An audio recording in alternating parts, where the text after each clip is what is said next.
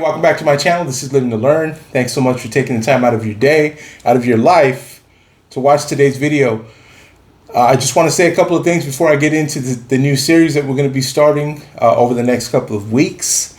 And I think it's going to be a very important topic. I think it's something that a lot of us, especially if you are a middle-aged man, if you are in the midst of a career, really wherever you are in your life, this is something that most of us will struggle with, and I think it's going to be a good opportunity to maybe look at this from a different perspective. But before I get into the series that we're going to be starting over the next couple of weeks, a couple of things I want to point out. Number one, if you would like to reach out to me on social media or just follow me for more content, I can be found on TikTok and Instagram. The handle is @LiveToLearnCoaching. That is in the description of this video. Also in the description of the video, 3 opportunities to donate or to invest financially in my channel. That's not something that you have to do, but it is very helpful. And for those of you who have already taken that step, you've already made that investment, really put in your resources as a form of support towards me. That means a lot. So I want to say thank you for doing that. At the very least, if you could share this video with someone you think would benefit, or leave a comment, leave a suggestion, leave some constructive criticism, I'm okay with that as well. Actually, this week's video is it's a direct suggestion from a friend and supporter of mine. Shout out to Noah. Appreciate the suggestion, man, and I look forward to covering this topic. See, I'm serious about it. I'm not just saying give me suggestions. Let me know if there's something you want me to cover. I really mean it. So, like I said, at the very least, share this with someone, leave some comments, subscribe to the channel if you haven't already, and that means a whole lot. So thank you so much for those of you who have been supporting me for a while now and who continue to do so. Now, this week's series, again, like I said, it's going to be something I think is very important. It's something that most of us will struggle with. Maybe we've struggled with it. Maybe you've been able to overcome this, or maybe you're looking to overcome this. But the title of this week's series is Don't Settle. Recognizing the dangers and embracing your true potential. Why do we settle for less? Why is it that people will settle for less? You know, it's funny, right? I don't know if anybody watching this, I don't know if you play Powerball or if you play Mega Millions or any of the California Lottery. This is California Lottery, right? I think Mega is across the country, but you know, wherever you live, there's some kind of lottery, right? Where you can, you know, you buy a few tickets, right? And if you hit the numbers, you win the jackpot. And, you know, there's like a 1 in 10 billion chance, right? that you win. I don't know what the odds are. They're not good. But I know that most of us, right? If you were to ask somebody like, hey man, like what would you do if you won? Like what would happen? And I'm not going to lie to you. I'll be honest with you. I've fantasized many times about what I would do if I won, you know, $500 million, $1 billion. You know, I think the jackpot's been in the billions a few times, right? I mean, this is just stuff that's just, for that type of money to come into your life instantly, it would be quite the change, right? And most of us we have like a list. We have just, this is what I would do. First, I would do this. Whether or not we'd actually really do it, you know, we have to find out. And I hope one of us gets to find out one day. Like, hey, let's see if I really meant what I said, or if I'm gonna go crazy or something like that, right? But we can come up with scenarios like, I would do this, I would do that, right? So what I'm getting at is this: we know that there's always something better.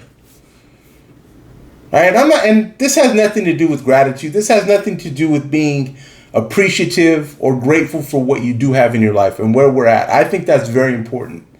That has nothing to do with this. What I'm saying is, we know that there's always something like a little bit better. Right? I like my job. It's cool. The income's great, but I know I could make more money. Or I have somebody, I'm not alone, but I know that my relationship could be a lot more fulfilling. What I'm saying is, why do we settle when we know that's not really what we want to do? My grandfather used to say this, and I don't think it was his quote, but he used to say this: good is the enemy of great. I'll say it again. Good is the enemy of great. Good on its own is not an enemy.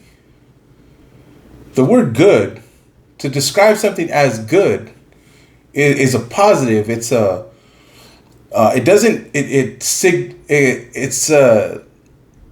it's kind of like what do you say, signifies like something well, like, oh, like this is positive, this is acceptable.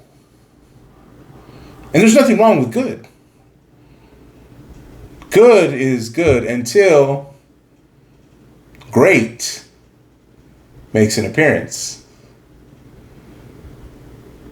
Why are they at odds? Why are they enemies? Because if great is attainable, good is no longer good enough.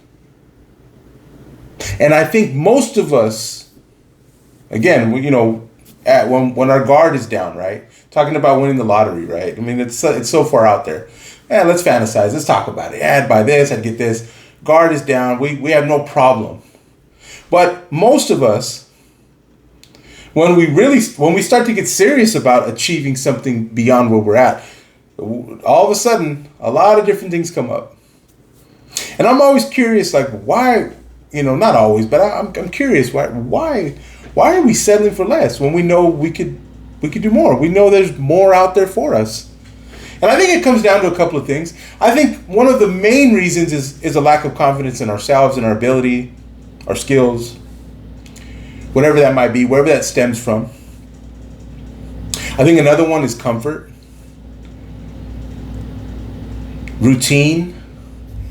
See, routine, comfort, these things give us a false sense of control.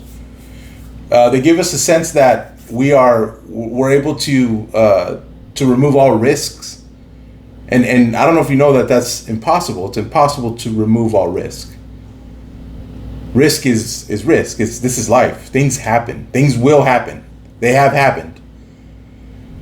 But having a routine, having a pattern, knowing kind of like what to expect is comforting. But you'll notice that if you're unhappy, if we're not happy, that it's comforting, but we're still unhappy. So it's like this tug of war, right? So in this series, this is what I want to talk about. I want to talk about a couple of things. Number one, I want to talk about how it affects us. By first exploring the dangers, right? What are the dangers of settling? Just settling. What are the dangers? Right? We're going to talk about that. That'll be part one. That's going to be next week. Part two, I want to talk about recognizing signs that we may be settling. Sometimes you don't even know you're settling. I'm going to share a personal story of mine to close out this video that's going to give you a great example of that. Sometimes we don't even know we're settling. How do we recognize if we're settling or not? And lastly, part three, and I would say ultimately probably the most important part of this series, we're going to discuss what we can do about it. There's something we can do about it, right? I don't know if this catches you by surprise. I don't know if this is something you hadn't given much thought to, but rather than settling, we can do something else. So we're going to get to that part three. I'm going to wrap up the series with that. So to close out this video, again, just an introductory video, introducing myself to those who may be watching my channel for the first time as well. I'll share a story with you. Now, since I became a working age, and I've shared this in other videos, since I became 18 years old, when I first entered the workforce, up until now, I'm 43 years old, I have had so many jobs. I've been all over the place. I've been in so many different industries. It's been quite the journey, I must say. But I would say probably starting in my late 20s till maybe about 5 years ago, late 30s, I was primarily in some type of driving role, transportation, route delivery driving. And I had kind of gotten into, I kind of came to and understanding that this would be a good career path. And so I started working part-time for a fairly large company. I was a part-time worker that would send me to do, I had like a part-time route, basically picking up packages and bringing them back. And at this company, everything was by seniority, right? So being new, the goal was to get to a full-time position. I was new, I was part-time. The goal was become full-time. Why? Well, obviously more money, more hours. Just that was the goal. So here I am working. I know I have some time. I've got to put in my time. I've got to gain some years, right? It's going to be here for a while. But there came an opportunity for us, some of us who were there, part-time drivers, to kind of, not a shortcut, but it was kind of a shortcut to a full-time position. Now, it wasn't going to be a normal full-time position. It was going to be kind of like a hybrid role where you were going to be covering different routes, right? Your day was going to be different every day. So you weren't going to get kind of the same routine as the full-time drivers had, but yet you were going to be full-time. It was a great opportunity. And what was even better was for those of us in the group that were offered this position, that were offered the opportunity to apply for the position, I had the most seniority at everyone else. I'm thinking, oh, they go by seniority here. It's a done deal. So you can understand why I was extremely disappointed. I wouldn't say devastated, although it hurt a lot when I was passed up for the position.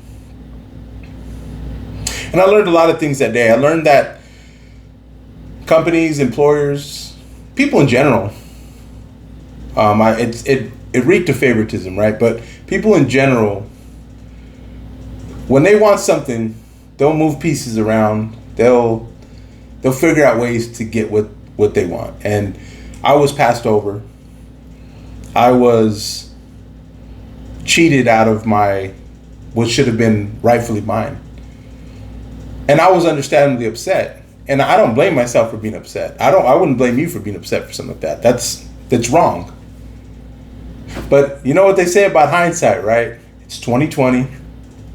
So now with my 2020 perfect vision, looking back on that moment, I realized, had I gotten that position, I'd probably still be there with that company. Nothing wrong with that role, nothing wrong with that type of work or that type of employment. I've got a lot of respect for it.